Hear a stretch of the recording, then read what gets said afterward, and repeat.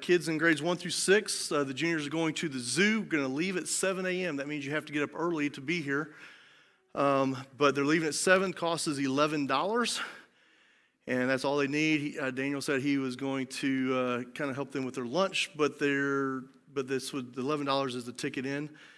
So that is then. And then next week, the 7th, Thursday. Is that Thursday or Friday? Thursday. Next Thursday is Teens Going to King's Dominion Day. They'll be leaving at 6 a.m., so that's even earlier. And so that is next Thursday. And then also on Thursday, the Senior Saints will be going to the North Carolina Museum of Art in Raleigh from 8 o'clock to 5 o'clock. So not quite as early, but it's still early. And we'll be leaving on the bus, driving out to Raleigh, going to this art museum. It is free, and then we will eat lunch there in Raleigh and then drive back, hopefully be back around 5 o'clock that afternoon. So that is next Thursday. Also, Ms. Tracy gave me a paper. There's a community ladies event. It is it's called a Christian Sisterhood event for women and teens. Join us for food, fun, and fellowship. The guest speaker is Lindsay Corbett Stone, who is the author of The Gospel Glitter, Learning to Shine in the Darkness. And that is Saturday, July the 9th. Some of you have been here for a while, you know Miss Christine LeComte, Roland LeComte's wife. She's the one that you would RSVP with. But if you have any questions about any of that, see Miss Tracy, because she's the one that's got more of the information than what I do. So she just gave me that just a little bit ago. So if you're interested in that, ladies, that is July the 9th. Some prayer requests just to look at. Remember our unspoken prayer request. Remember to pray for our unsaved family and loved ones that we have. Pray for those who may be sick. I'm not sure about anyone that's COVID sick, but I do know of Dennis and Deborah Hawkins they've got some kind of stomach bug that hit them, and they have been sick all day today, hoping to feel better tomorrow. So pray for Dennis and Deborah. It seems like they just kind of get something right after something, but just pray for them. Also, continue to pray for V. Diaz's mother, Dina, and sister Lorraine in Maryland, that both have some health issues. Don Edwards' friends, Dean Everett, H.L. Chipman, and Don Holder with some health issues. Miss Lula Stout's nephew, Gene Williams. Pray for Abby in Japan. Different things going on there. Everything's going well, but just pray for her and just her work there. Miss Carol Harris's brother, Raymond Jackson's brother-in-law, Miss Retta Doggett. It's good to see her tonight. Continue to pray for her and just some of her health and breathing issues. Miss Janice Hodges, pray for Miss Janice.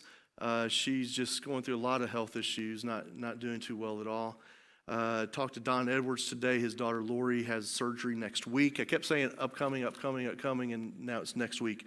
So I know that is coming there. Continue to pray for Mr. Laverne Mayo, which is Judy Bryant's brother. And then Tom Farron, he is supposed to get out tomorrow out of the rehab facility, and then they are moving on Friday, leaving to go up to Ohio after some interesting loops and turns, trying to get everything straightened for them. I think we've got them all set up now. They've got their stuff all in moving trucks. There's 2 of them, and they will be leaving Friday morning, headed up there to unload on Saturday. So pray for them as they prepare to go and do that. Also, it's good to have Brother Randy with us again. Continue to pray for him as he's going through these procedures that he's going through as well. Miss Jan Burrows and her back pain. Mr. Johnny and Miss Jean Smith, pray for them. Mr. Johnny in the nursing home. Miss Jean, as she's trying to go back and forth and see him, it's just really taking a big toll on her. So remember her as well. Mr. Bobby and his knee issues. Did he go to the doctor yet? It's coming up, right? July 5th.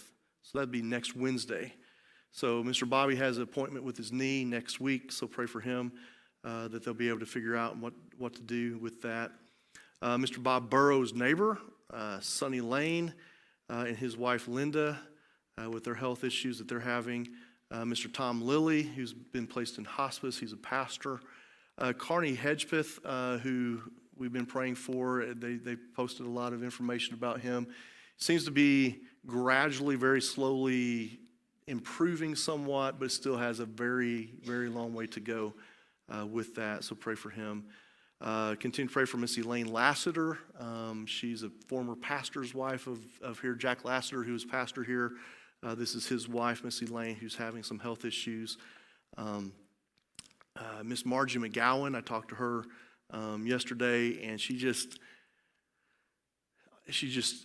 all the time, she's just hurting, not feeling well, just aches and pains here. And those things, I told her, I said, Miss Margie, those things happen when you're 92 years old. But, but she thinks she should be running around doing everything she has always done. So pray for Miss Margie as she goes through these things. Miss Barbara Stocks, talked to her as well. And she's doing okay, but she still struggles with some breathing issues that she has. She runs out of breath just walking through her house, and she's on oxygen all the time. So pray for Miss Barbara. And then Miss Brenda Edwards, we had prayer for her Sunday, and she had her doctor's appointment, and what they have found out is it probably is looking like it's ALS. Now, I have not done a lot of research. I don't know for sure all the things that happen with ALS. I know that a lot of your body will shut down and different things, but that's basically all I know. But it's looking like that's the diagnosis that they're coming up with. And so, she's still doing well. She went to the store this morning, got some pork chops, made some pork chops, took them over to Mr. Charlie Baker and Miss Merrill, and to feed them. So she's still going and running, but this is a diagnosis of things that could happen and what in the future days. So pray for her, and also pray for Mr. Don, because he's just he's worried about where it's going to go and what's going to happen and things, and so pray for them. And now she says she's not worried about it. She's just going to take it every day at a time, and that's all she can do. But pray for them as they go through this time. Any other prayer requests that we may have mentioned? Mr. Bob?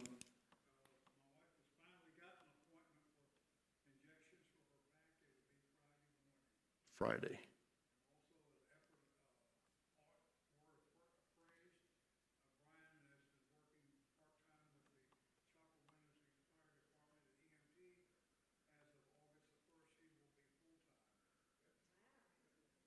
Good.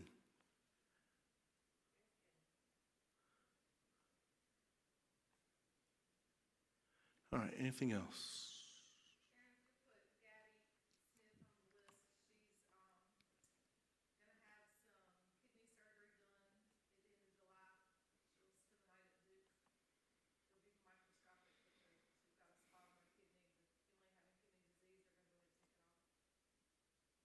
Okay. Gabby Smith, that's Jeremy and Emily Smith's daughter. Remember her as she has this kidney surgery. And when is that? Okay, it's the end of July.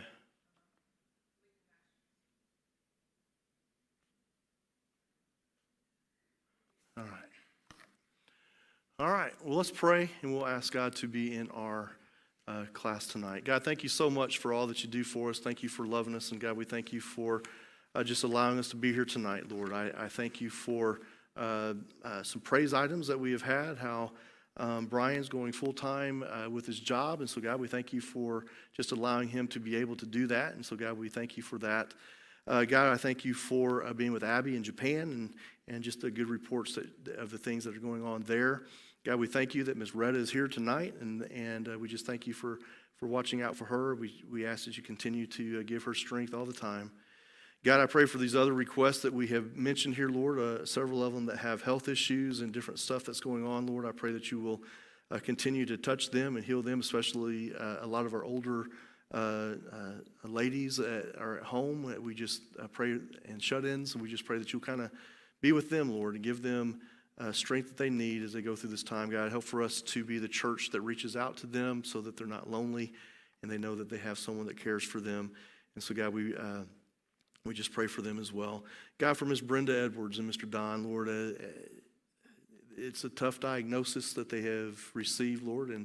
And so, God, we just pray that you will be with them. We thank you that Miss Brenda is encouraged and she's okay and she's just going to go a day at a time, Lord. So I pray that you'll keep her encouraged and watch out for her, give her strength as she goes through this time. God, for Mr. Don, I pray for him as well as he is worried about his wife and just different things, Lord. I pray that you'll just touch both of them, bless their home. God, in our class tonight, we ask for you to be with us and help for us to learn from your word. In Jesus' name, amen. All right, hopefully our Wi-Fi is going to work. I had it set up about 20 minutes before I showed you, and then it went out right at the beginning, and I think now it's going really slow. All right. So we'll see how this goes tonight. I may have to do some adjusting because I told Alan up there a while ago, I said, it's going to be a long night if I don't have buttons to push for this lesson tonight. We may just have to go home. But bad joke of the day, I was thinking of this. A friend. Go ahead and click it, Alan, because I'm trying to make sure this will go a little quicker. I may have to reset it here in a minute. A friend of mine is known for sweeping girls off their feet. Go to the next one there. He's an extremely aggressive janitor.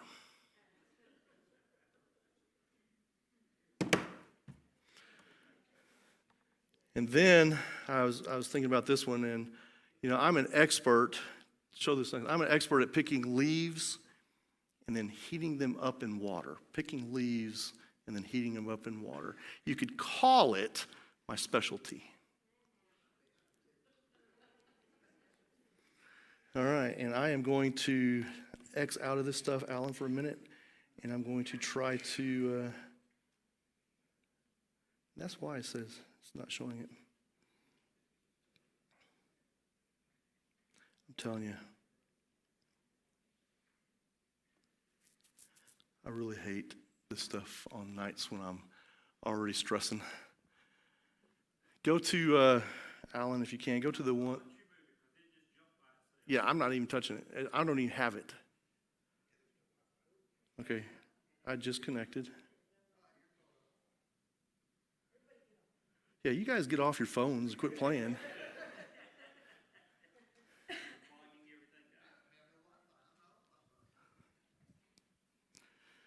I'm telling you what, I almost hit print up there a while ago, but it was working, and I didn't hit print. I was going to print it all off. It will. I'm telling you. This stuff right here is not from memory for sure. Well, if I could see something, I wish I could see something. All right, we're going to look at, and I'm going to be back and forth here, and I'm sorry, but yeah, this is just something we'll have to deal with for a while. But I want to look at, we started last week looking at atheism.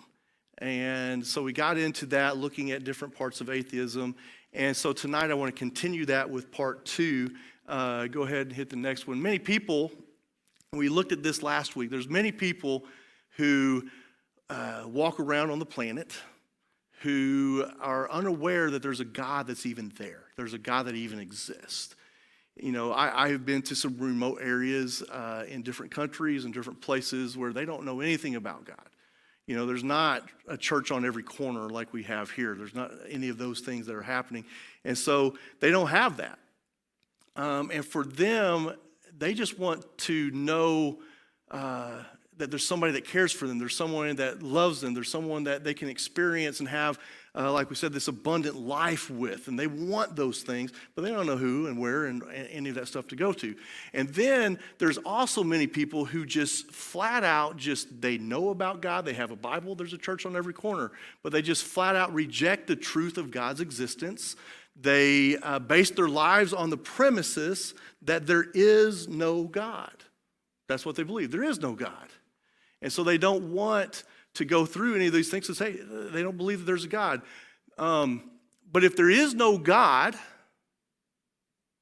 then, and this is a rhetorical question for this point of it, but do morality and existence really even have a point? If there is no God, if we're just here, then why is there morality? Why is there existence? Why are we here? What is the point of all of these things if these things don't matter? So An atheist, as we defined, we looked into it more last week, but an atheist is a person that believes there is no God. But as Christians, we would be theists who, in theists, we believe that there is a God. And so that's what the difference is of those things. Go ahead, go to the next one there. So we started last week, and we didn't finish the first point. But we started last week talking about, is atheism practical? And so as we look at this, we looked at several verses from John chapter 3. We looked at verses 3 through 16. But then we got to this verse here that I wanted us to see here. Because this to me is a very important verse. For God did not send his Son into the world to condemn the world, but in order that the world might be saved through him. And so we have to understand that in our witnessing to people, in our trying to share God with other people, we have to understand that God didn't send Jesus to die for our sins and all the stuff that we read about. He didn't send him to tell people how horrible they were, but to tell them that, hey, there is a cure for what you have. You know, I didn't come to condemn the world, but I wanted you to know that you can be saved. You can be saved from the things that you're going through. And we have to understand that in our witnessing, in our sharing our faith with other people, we have to not go in there condemning. I mean, and again, we kind of had this conversation last week, and we've talked about this some.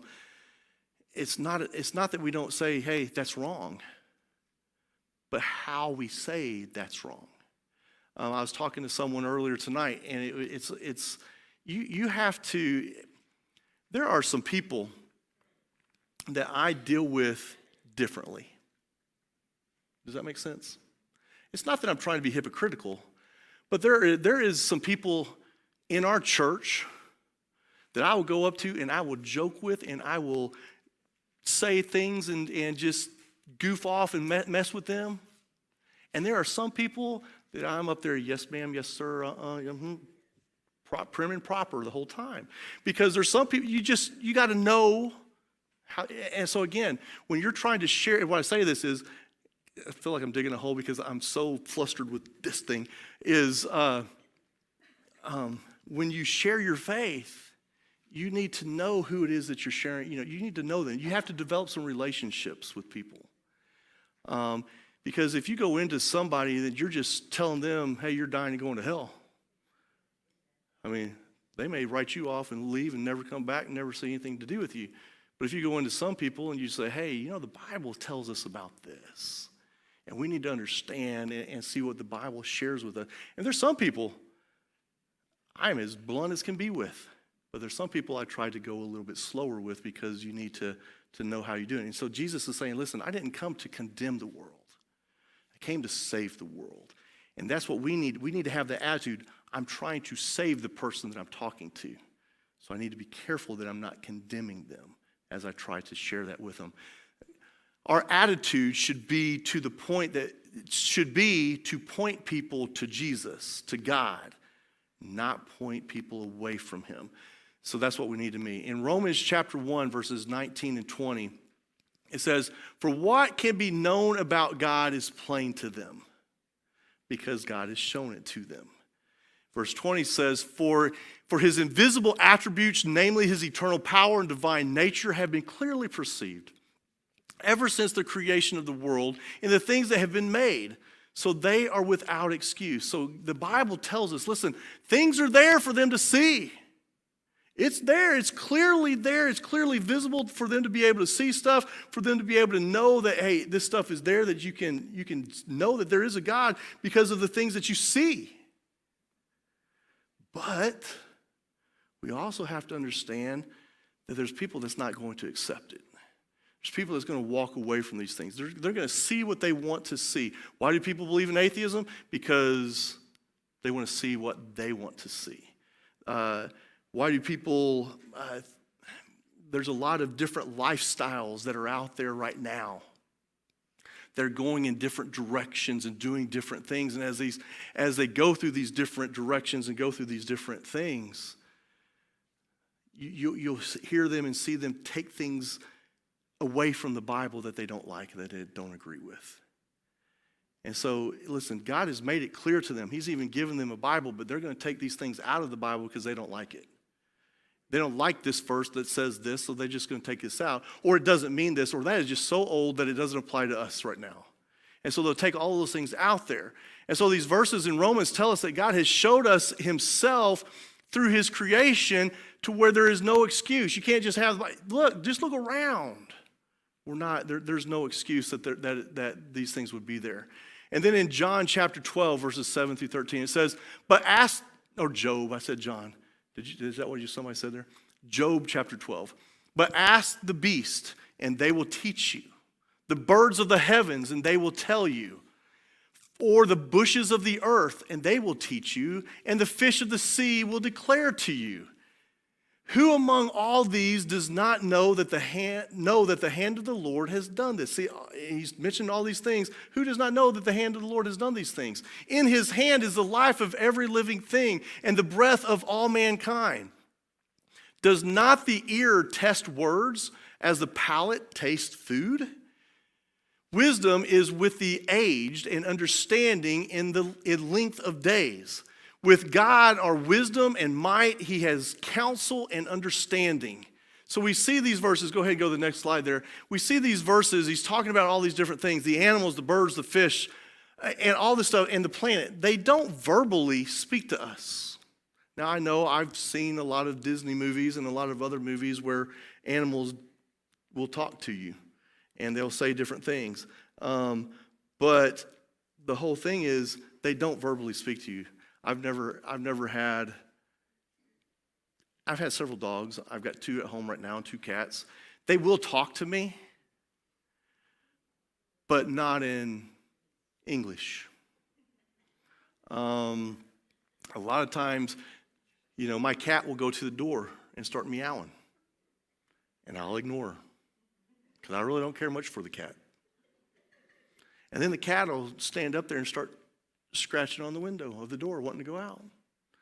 So finally, I just go over and let her out. And then you know what that cat does? Turns around and comes back to the door and sits there and starts meowing. And I'm like, dude, I just let you out. You're staying out now. And then she'll start scratching on the door, getting on my nerves. So I let her back in. So see, they do communicate and talk to you, but not in a way where they tell you things like this is talking about. They don't verbally speak to us. So in knowing this, what analogy do you think Job was trying to make in this passage here from Job? What analogy is he trying to make? Did I wait too long for you to be able to even know where I'm going with?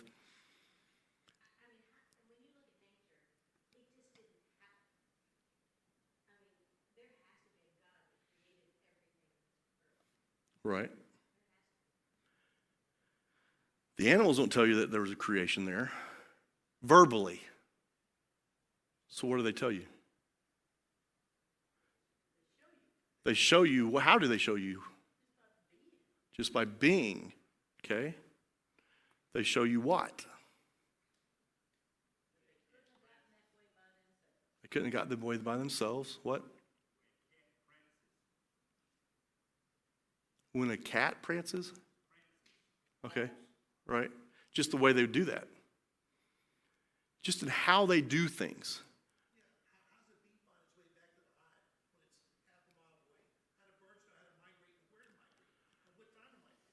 I have never tried this, but I have always wanted to. I've seen these videos. You get an ant on a piece of paper, and you get a Sharpie, and you draw a circle around it, and it doesn't know how to get out of the circle because it won't cross over that black Sharpie line. I don't know if it's while it's still wet, if it dries, it just goes across, or what, but I've seen them. They draw that, and they just make ants go the direction they want them to go by drawing little lines, and they'll just steer. And it's just a line on a paper, but the ant won't cross over it. Why? You ever messed up an ant line? They're in a long line headed over to where the food is, and you got some going and some coming back, and then you go out there and you mess it all up? How do they still figure it all out? Those things are crazy to me that they even do that, so I don't know. Go ahead, go to the next one. How can creation speak to us as we examine all these creatures and the habitats that they live in? How does creation speak to us?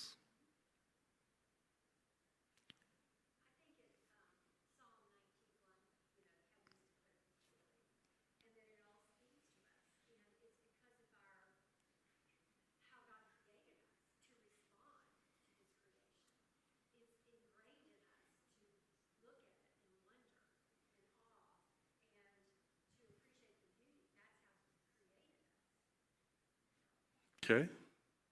Just the awe that you see in creation, just see it and just be in awe of those things. What else? Bob? Oh, go ahead. Bob?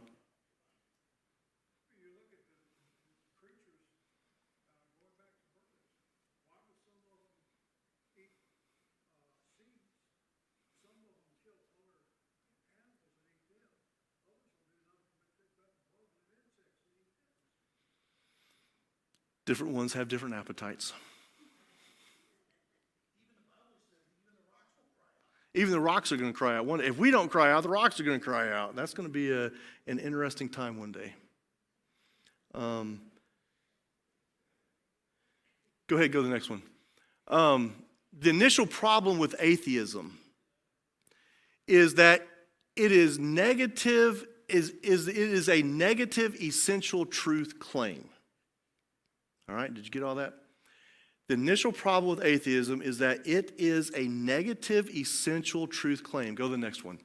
What that means is, in other words, we can't claim that there isn't a God unless a person can be in all places of the entire universe at the exact same time to verify this claim.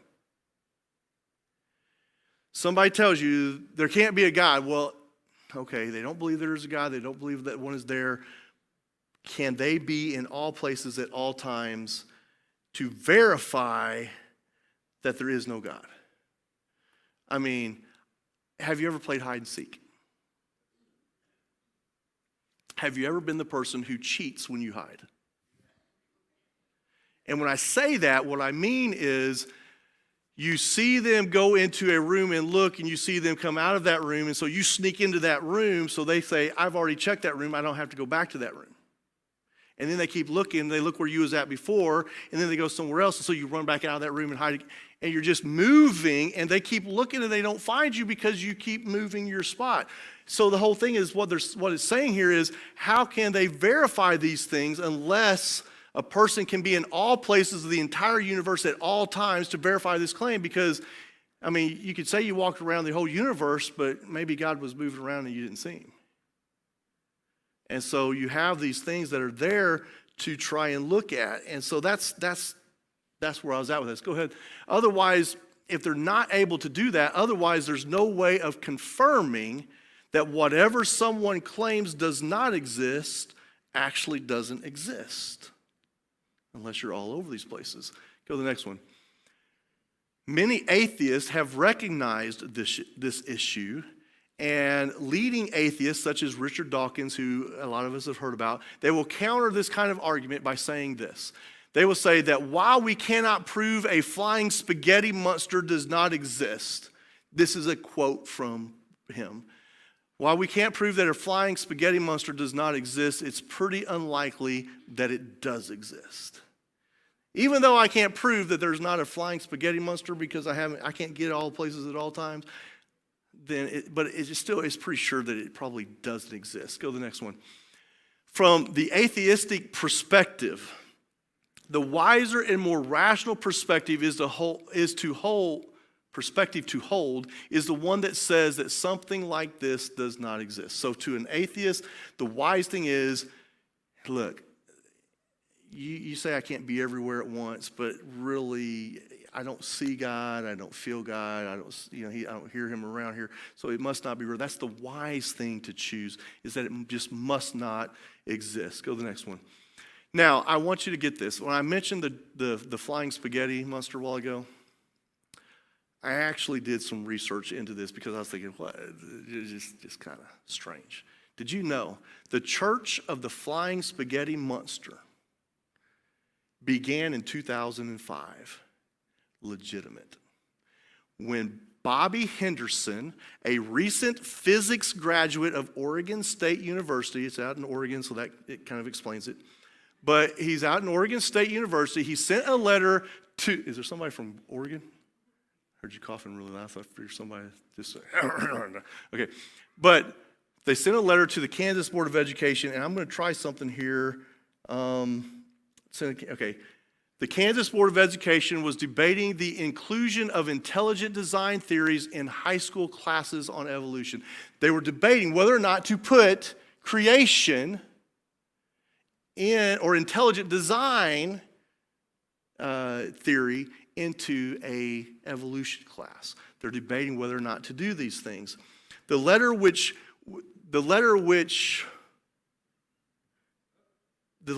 parried, I don't know. I've touched the same thing twice. The letter which parried the reasoning used to argue the scientific basis, which parried the reason used to argue a scientific basis for intelligent design, it stated that teaching about intelligent design must also include the alternative theory that the universe was created by a flying spaghetti monster.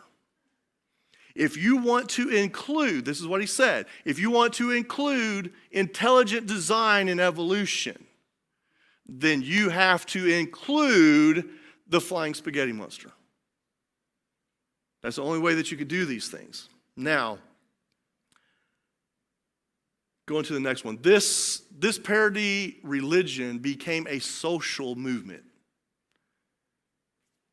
Again, you can't make these things up. I went and researched. I went to websites and that show all the stuff, what they believe and how they believe and all these things. Followers of the flying spaghetti monster religion call themselves Pastafarians. Okay, so they're Pastafarians. Okay, that's legitimate. Okay.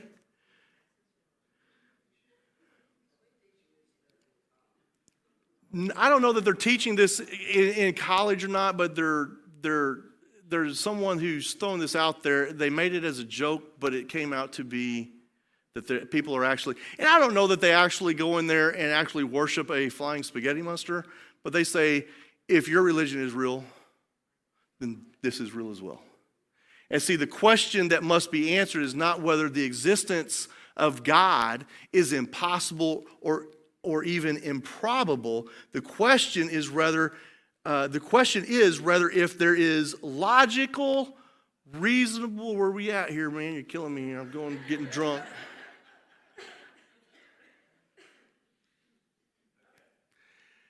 Is if there is a logical, reasonable evidence that would propel someone to even consider that God exists. It's not, is God impossible, is he improbable, but is there reasonable, logical and reasonable evidence that might push someone to consider that God would exist? No, this is not them anymore.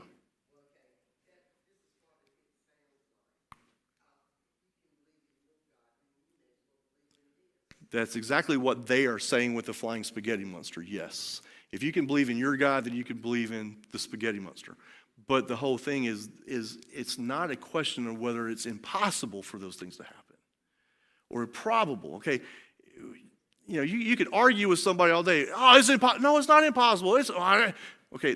What you need to remember and understand is the question is there evidence, logical, reasonable evidence that we as a Christian could use to propel or help someone to consider that God exists? And so some questions to address the atheistic teachings, and these are on your papers. If you got one, I put a few more back there. I don't know if they made it through there tonight or not, but some questions to ask someone. This is for you to be able to consider. And one of the questions is, are you sure that there is no God? And if there's not, then isn't it possible that there could be a God? Are you sure? And if you're not, is it possible that there could be a God? And if it's possible that God exists, then can you think of any reason that would keep you from wanting to look at the evidence? If it's possible that God exists, what would keep you from looking at some evidence that we would have to show you?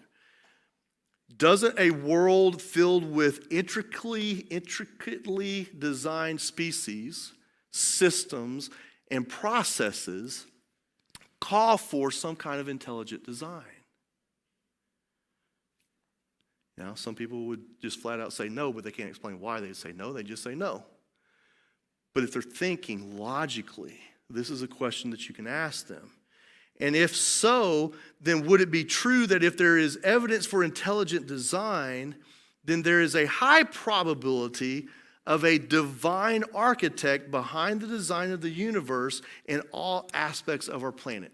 If it's true, if there's some kind of evidence that could be there about the I can't say that word very well, about it being so detailed, if there's evidence about those things, then could it be true that if there's evidence for this intelligence design that something had to make it, then could there be a high probability of a divine architect behind these things? So again, you're just leading these questions and you're talking and discussing them. And then you say, is it plausible to believe that something can come out of nothing? Not can something come out of nothing, but is it plausible to believe that something can come out of nothing? And if the universe didn't exist at one point, but then all of a sudden came into existence, wouldn't this be evidence of a source beyond the universe? If the universe wasn't there, but then all of a sudden it was, did something else put it there? Wouldn't that be evidence that somebody put something there? See, we cannot see our thoughts. Go back to 48 there. We cannot see our thoughts. We cannot see gravity. We cannot see magnetism. Magnet, what draws those things together? I don't know, but something's pulling them together. We can't see magnetism. We can't see the wind. But we can still see the effects of all of those things. Does us not seeing them mean they don't exist? The wind doesn't exist because I can't see it. Oh, I can see the wind. I see it. No, you see the results of the wind. You don't see the wind. Have you ever seen a tornado in a downtown area with blacktop everywhere? You'll still see some trash, but you won't see the magnitude size of that tornado because it's not lifting up the dirt off of the ground when you'd see it out somewhere else. And so you don't know how big it is. So if I don't see a tornado, if I don't see the wind, does that mean it doesn't exist? Because I don't see the tornado. All I see is the results from the wind spinning. Does that mean it doesn't exist? That hurricane that knocked over the tree in your yard, does it not exist because you didn't see the wind? Then how did the tree fall over? See, you have these questions and these things that you can add. Does us not seeing these things not mean that they exist? So that's the end of the first point, which I'm so sorry about tonight. And just this whole computer and me issue, I'm hoping it's not killing you because it's killing me. So that's the first point. The second point I want us to see is this. Atheism fails to account for existence. All right? Think for a moment about eternity or infinity. Okay? Stop right there for a second. Think about eternity, infinity. Think about that for a second. Just about the time you think you've reached the end of it, it just keeps going and going like the Energizer Bunny. Eternity just keeps going. Infinity, it just keeps going. It never stops. It just keeps going. So what does this do to your mind to think about eternity? You ever thought about, the Bible says we're going to spend eternity in heaven. What's that going to be like? Eternity in heaven. Not we're going on vacation for a couple weeks or a few months.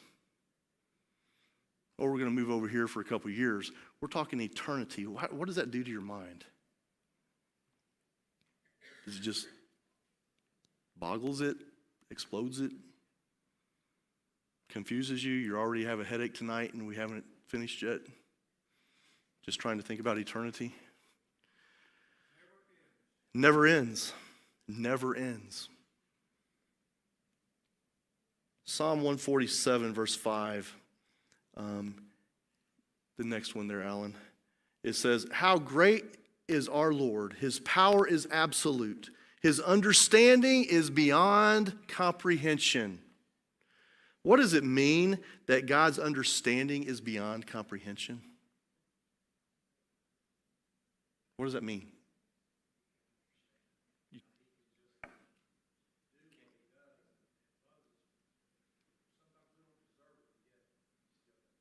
We don't understand why he does what he does. Sometimes we don't deserve it, but it still happens anyway. What else? You just can't understand it. Can't understand what? Around God's understanding, his thoughts. Can you imagine what is going through God's head? When he created certain things, when he allowed certain things, when these things happened, what was going through his head? What's going through his head about eternity, about the future? You know, what is he thinking when he made me?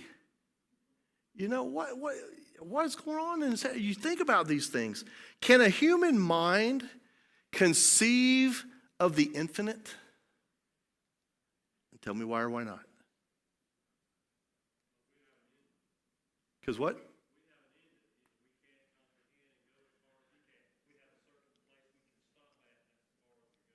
Right. Our minds are finite. Yes, Ken?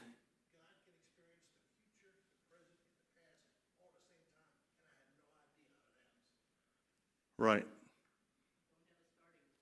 We don't have the starting point to go back to think, because you ever told somebody, yeah, I was born before you was even a thought in your mama's eye. When you think about the details of that, that's just crazy to think.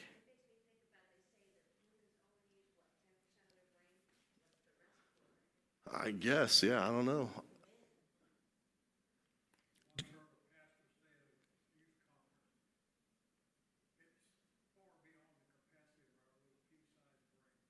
Right. It's far beyond the capacity of our small brains to understand all of these things, this infinite wisdom. Do you find it difficult to comprehend that God is just limitless? Think about that for a second. God is limitless.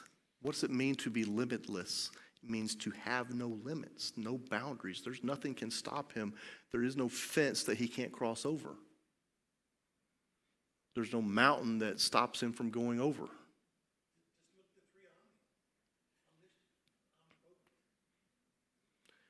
He could do all things. He's all powerful. He's everywhere. All of these things, he's all knowing. All this stuff of who God is. It's just to understand that, because see, I wish I knew what was going to happen tomorrow.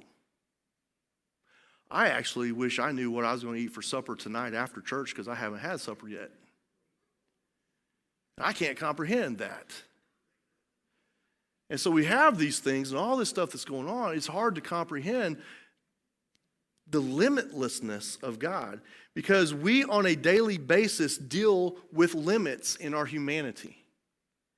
How does that affect our comprehension of a limitless God? Because we deal with the limits that we have, how does that deal with our comprehension of the unlimitlessness of God?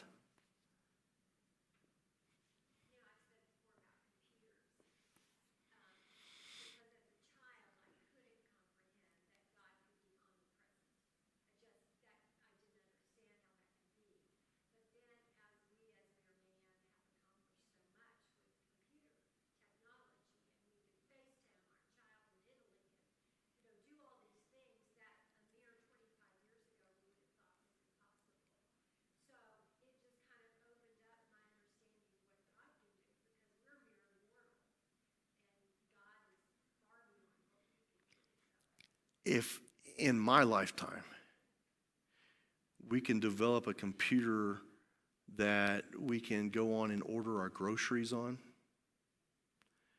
and then I can also talk to my daughter and see her face as she's walking through the streets of Japan, and I'm laying in the bed in the dark here, and she's talking about the sun is so hot this morning, and I'm talking about I'm trying to go to sleep.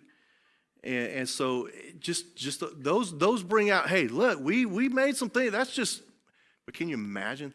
That still is a drop in the bucket compared to the unlimitlessness of God? Randy?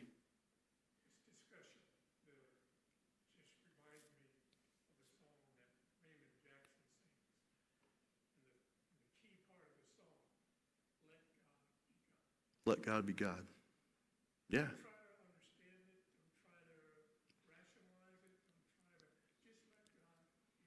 See, the thing is, we can't. Yeah. Bob?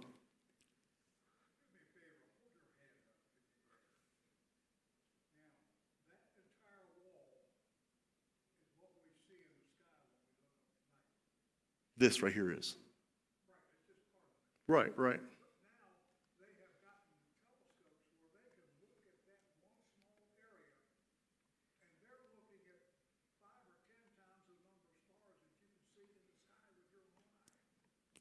The unlimitlessness of space and all the stuff that's there that we're continually discovering. I know, that would be awesome. Because Pluto's not a planet anymore, though. Sin?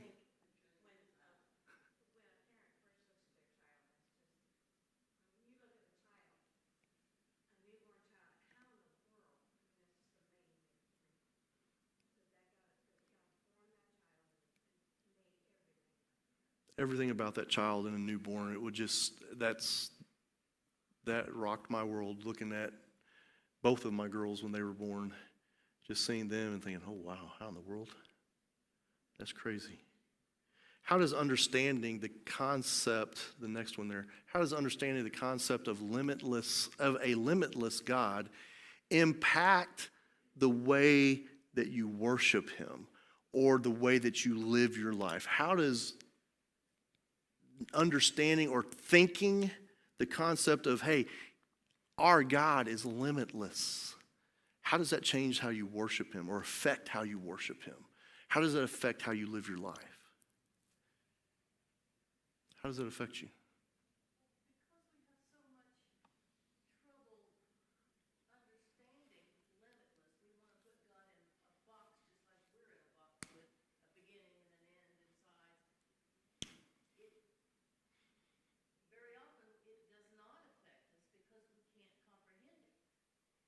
Right.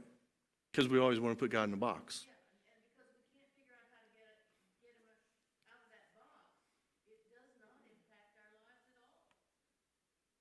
Okay. Ken? Right.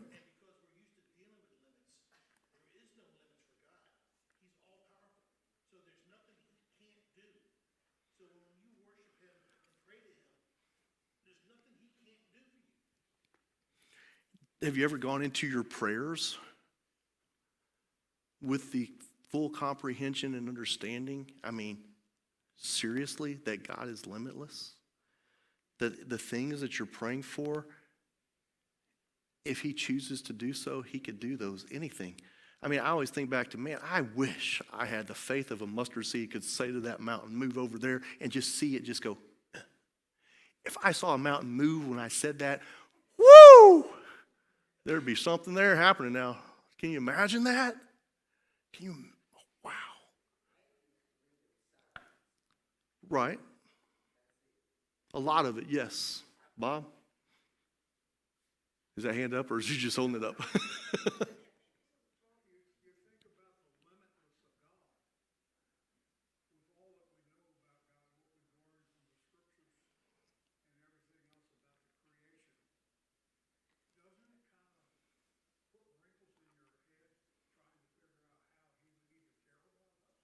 That's true. Why would God care for us? Knowing who he is, why would he care for us? I mean, think about the way you live your life. If you know, okay, go to this concept, the power of God. Are you living your life to please him and make him happy? Or are we trying to upset him? Trying to make him mad? Now, God has a long, what I'm trying to think of. He can go a long time before he is going to, I mean, think about it. Earth has been around for a long time, and how long is it going to be? I don't know. Patience. There you go. That's the word I was looking for. God's patience is so much more than our patience. I'm frustrated right now with this computer stuff. God's just looking at it saying, I know what the problem is. Tell me. but it's just, it's one of those things. The power of who God is, how we live our life, the patience that he has with us, saying, I know you didn't do well today. Tomorrow's a different day. Do better.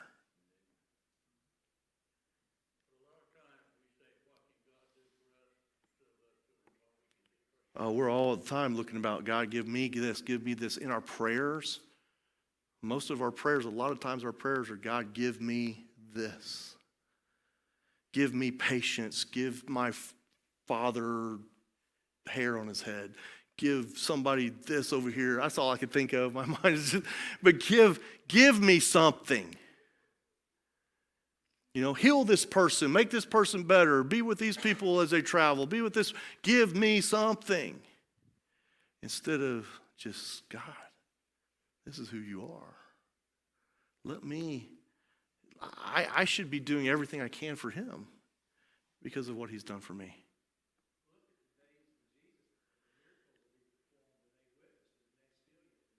Right. A lot of people saw Jesus do the things and they still didn't believe it. I don't understand that, but yes. Romans chapter 11, verse 33, it says, Oh, how great are God's riches and wisdom and knowledge, how impossible it is for us to understand his decisions and his ways. Because this verse, in the next slide there, Alan, because this verse tells us it is impossible for us to understand God's decisions and ways, does that give us permission to stop searching, trying to understand him? We're not going to understand his ways, so I might as well just quit. Does it give me permission for that?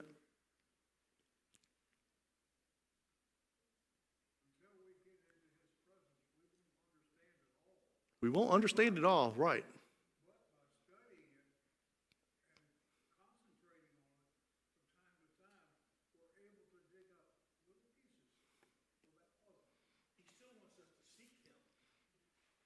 Okay. And just have conversations. Yeah. That'd be nice to be Adam at that time, yes. But, you think about that for, we're not going to be able to understand everything. But the thing is, all of us here in this room are on different levels of understanding. The more we study and learn, the more understanding I believe will be given to us. But the less we study, the less we try, the less we're going to understand. I just don't understand that stuff. So you put your Bible away, you don't read and study anything. So you're not going to learn. Instead of flying spaghetti monster, what does that mean? And so I did a little research to figure out see what I found? I mean, I could have said this to you, flying spaghetti monster, Richard Dawkins, he says this stuff and all these things, and so you just go on and that's the end. But see, I have to know a little bit more about these things, and so I'm trying to look and read and study and try to figure out, and I think we're going to learn more if we will study more. Instead of getting frustrated that I don't get it, keep going. Sleep on it. Try again tomorrow. Look in different places, different ways, different stuff. Keep going, keep searching. You're not going to get it all, but you may get something better than what you have now.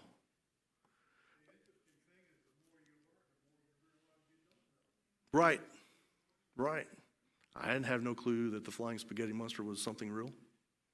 And probably none of you did either tonight.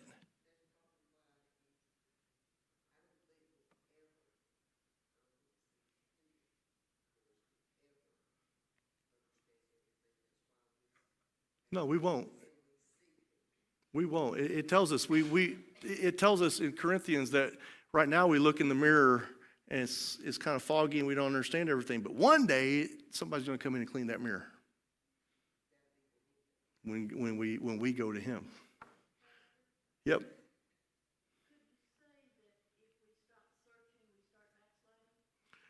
could you say if we stop searching, we start backsliding?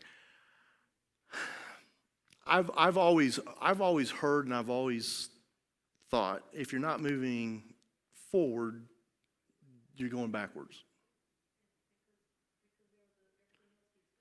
Right. So, I mean, if you're not moving, you say, well, I'm just standing still. Yeah, but things are moving by you, so you're going backwards. So you need to continually be learning. So I think if we're not trying to learn, I don't think that we're horrible sinners fixing to go to hell, but I believe we're not where we ought to be because we need to continually search.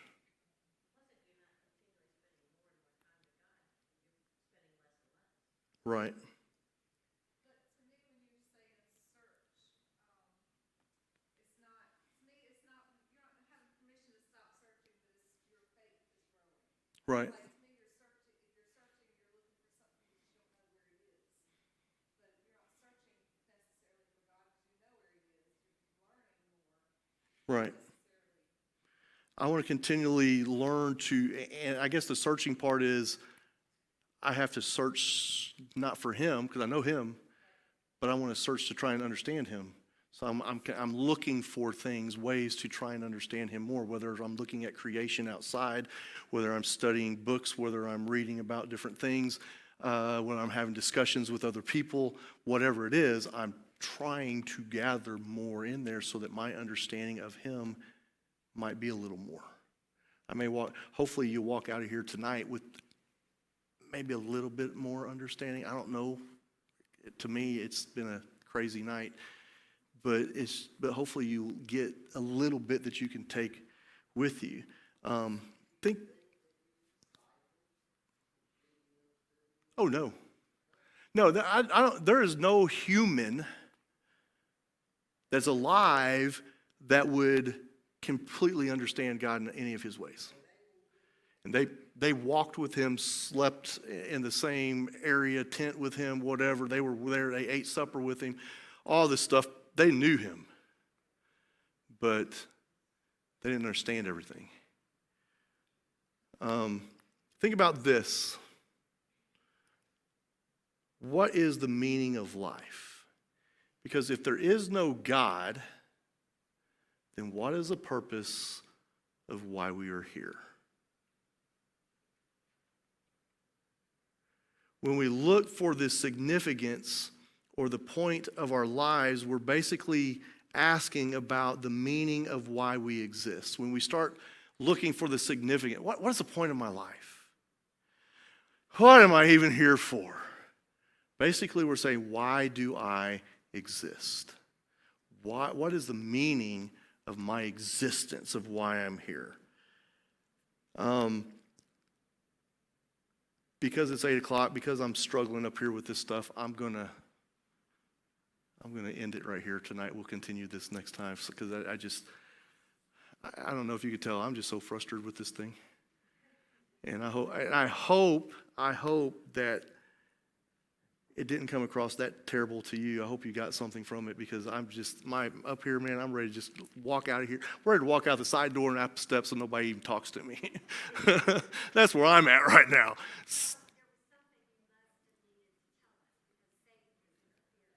It's something the devil, because it was working. Listen, it was working at 20 minutes till 7.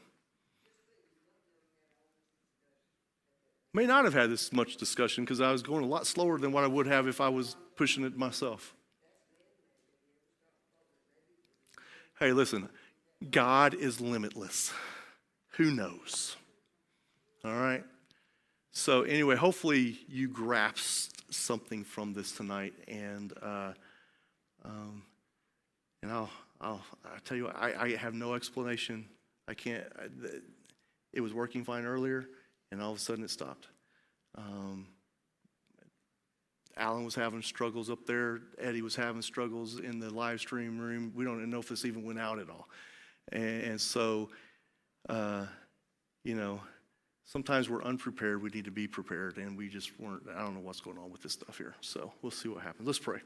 God, thank you so much for for the study, for whatever reason, why everything was slowed down and everything was looked at, God, my prayer is, God, that through my seemingly incompetence tonight of being able to handle this media stuff and making sure it worked and all these things, and the way it just frustrated me throughout the whole night, God, I pray that even through those things, that it's and what I'm learning is it's not about me, God. So please, let this be about you. And let your Spirit speak to us, give us understanding, better understanding of your word and how powerful you are and how unpowerful we are. And so, God, I just pray that you will teach us to be better witnesses to the people around us, people that may think differently than us. Help for us to be able to witness to them in a way